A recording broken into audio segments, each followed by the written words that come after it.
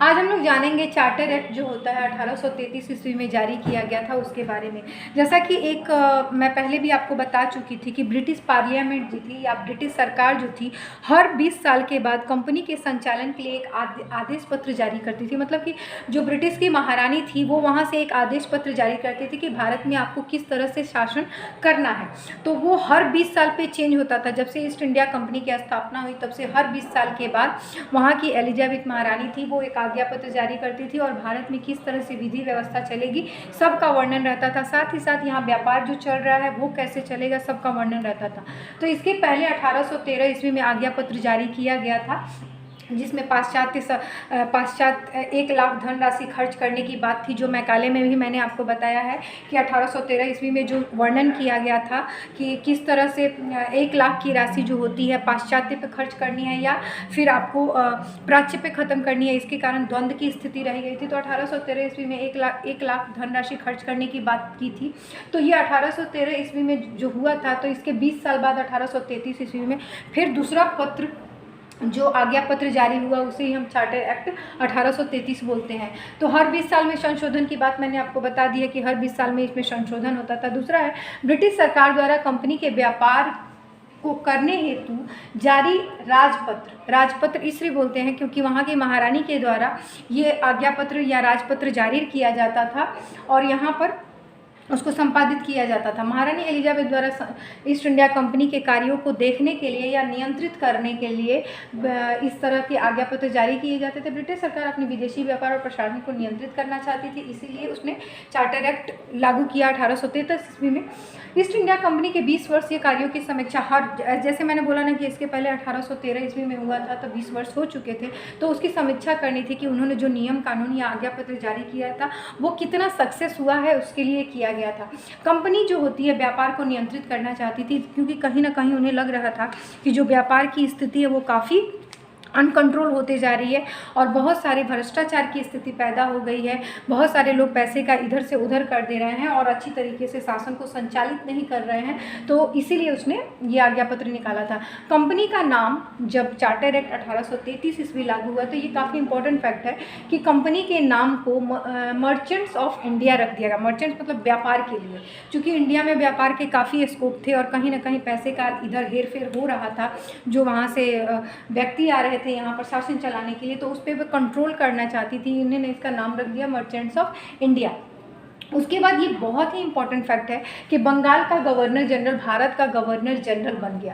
पहले क्या था, बंगाल का गवर्नर जनरल अलग था और इंडिया का गवर्नर जनरल अलग था, हर प्रांत का अलग था, लेकिन इसको चेंज कर दिया गया। एलिजाबेथ ने जारी किया चार्टर एक्ट 1833 के द्वारा कि जो बंगाल का गवर्नर जनरल होगा अब भारत का गवर्नर जनरल में बदल गया, अर्थात अब सिर्फ भारत के गवर्नर ही रहेंगे। उस समय लॉर्ड विलियम बेंटिक बंगाल के गवर्नर थे और उन्हें भारत का पहला गवर्नर घोषित कर दिया गया था।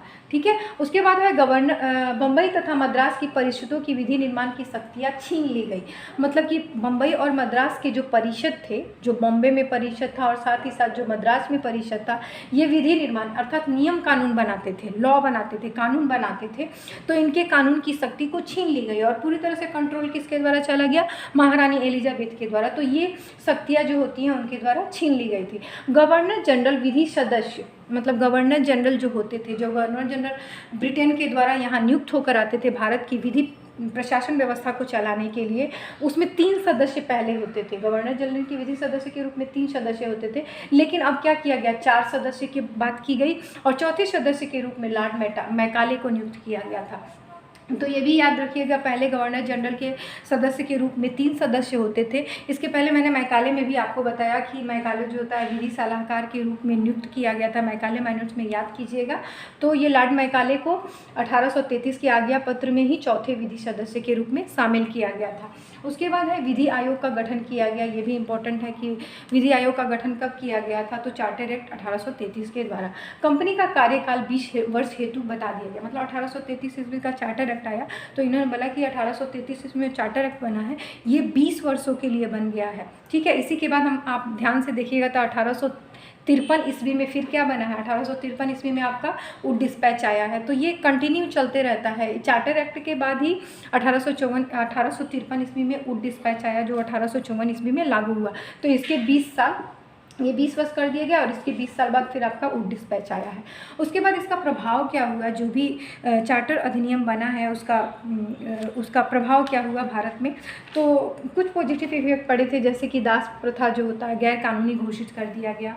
इसमें बहुत सारे इंडिया के विद्वानों को भी लिया गया था और अंग्रेजी को मेन प्रधानता दी गई। जैसे कि मैंने आपको बताया कि लॉर्ड मैकाले थे, और लॉर्ड मैकाले की नीति कैसी थी, लॉर्ड मैकाले यहीं से एक्टिव हो गए थे और बाद में जाकर इन्होंने अपना विवरण पत्र भी शामिल करवाया था, ठीक है, जो मैंने आपको पढ़ाया है।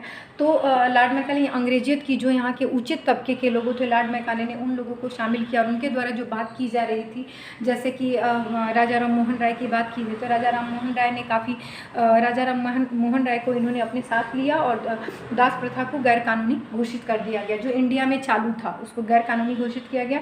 ईस्ट इंडिया कंपनी भारत के प्रशासन में ब्रिटिश क्राउन के ट्रस्टी के रूप में काम करेगी। ब्रिटिश क्राउन मतलब ब्रिटिश की महारानी जो होती हैं उनके ट्रस्टी के रूप में ईस्ट इंडिया कंपनी काम करेगी, और ईस्ट इंडिया कंपनी को पूरी तरह से कंट्रोल कौन करेगा, एलिजाबेथ करेंगी। भारतीय विधानमंडल की नींव भी पड़ी थी, इस समय भारतीय विधानमंडल की नींव डाली गई थी जो यहाँ पर काम करेगी। उसके बाद संत एलिटीना एक्ट होता है, संत एलिना एक्ट जो लागू किया गया भारत में। तो उस समय जो होता है ब्रिटेन का प्रशासन जो होता है, ब्रिटेन के कब्जे में या ब्रिटेन की गुलामी में साउथ अफ्रीका का संत एलिना जो होता है एक जगह था, वहाँ भी था। तो ऐसा एक्ट बनाया गया जो संत एलिना जगह पे भी काम करेगी और साथ ही साथ भारत में, मतलब कि इन दोनों जगहों पे ब्रिटेन का आधिपत्य था, दोनों को उन्होंने गुलाम बनाया था, इंडिया को भी और साउथ अफ्रीका के इस संत एलिना एक्ट को। तो उन्होंने संत एलिना एक्ट बनाया जो भारत के लिए भी लागू होगा और साथ ही साथ संत एलिना जो जगह साउथ अफ्रीका का है उस जगह के लिए भी। उसके बाद सती प्रथा का अंत हुआ। जैसे कि सती प्रथा के बारे में जानते हैं कि राजा राम मोहन राय ने जो होता है दास प्रथा के साथ साथ सती प्रथा के अंत के लिए लॉर्ड मैकाले का हेल्प लिया, और इन्होंने चूँकि लॉर्ड मैकाले का एम क्या था, यहाँ के उच्च तबकों को साथ दे करके और साथ लेके चलना, क्योंकि निस्यंदन का सिद्धांत में मैंने बताया लॉर्ड मैकाले पूरी तरह से भारतीय संस्कृति या सभ्यता को या आध्यात्मिकता को ख़त्म करना चाहता था, और इसीलिए वो थोड़े थोड़े फेवर लेके चलता था यहाँ के लोगों का। तो उसने राजा राम मोहन राय को अपने फेवर में ले लिया और सती प्रथा के अंत में अपनी महत्वपूर्ण भूमिका निभाई। उसके बाद में गवर्नर जनरल तथा परिषद को पूरे भारत में कानून बनाने का अधिकार मिल गया, जो गवर्नर जनरल थे, और साथ ही साथ जो परिषद में मैंने अभी बताया है ना कि चौथे सदस्य की नियुक्ति की गई थी विधि सदस्य के रूप में। तो ये 4 सदस्य जो मिलकर होते हैं पूरे भारत में कानून बनाने का अधिकार इनको मिल जाएगा। तो 1833 ईस्वी का चार्टर एक्ट आपका यही था कि इस मतलब कि काफ़ी विवाद था 1813 ईस्वी में, तो 1813 ईस्वी के विवाद को समाप्त करने के लिए फिर 1833 ईस्वी में बनाया गया, और जो पुनः संशोधन किया गया 1833 ईस्वी में 1813 के आज्ञा पत्र पर पुनः विचार तथा संशोधन किया गया। संशोधन के अनुसार सभी देशों की मिशनरियों को भारत में बिना किसी बाधा के प्रवेश करने और शिक्षा का प्रवेश करने की अनुमति दे दी गई थी। तो याद रखिएगा चार्टर एक्ट जो 1833 ईस्वी है, इसने जो होती है मिशनरियों को बिना किसी बाधा के प्रवेश करने और शिक्षा का प्रवेश करने की अनुमति दे दी थी। और इसने कंपनी के, याद रखिएगा, एक तो मिशनरी को दे दिया इसने, और दूसरा कंपनी को 1 लाख के बजाय 1 लाख के स्थान पर 10 लाख रुपया व्यय करने का अधिकार भी दे दिया गया था, ठीक है। किंतु आज्ञा पत्र मतलब जो भी आज्ञा पत्र लागू हुआ ये वाद विवाद तथा संघर्षों को दूर नहीं कर पाया, और इसने भी वही स्थिति पैदा कर दी जो 1813 ईस्वी के आज्ञा पत्र में थे।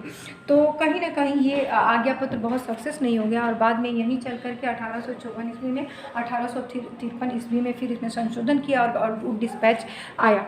तो आज हमने पढ़ा कि चार्टर एक्ट जो होता है 1833 ईस्वी क्या है और इसमें क्या क्या किस चीज़ की बात की गई थी। तो कुछ इंपॉर्टेंट फैक्ट जो बहुत इंपॉर्टेंट है, जैसे मर्चेंट्स ऑफ इंडिया नाम रख दिया गया, दास प्रथा का अंत किया गया, फिर आपका जो होता है लॉर्ड मैकाले जो थे चौथे सदस्य के रूप में शामिल किए गए थे, बंगाल का गवर्नर जनरल भारत का गवर्नर जनरल बन गया। तो कुछ बहुत इंपॉर्टेंट पॉइंट है जो आप याद रख लीजिएगा। इसी के साथ ये समाप्त होता है।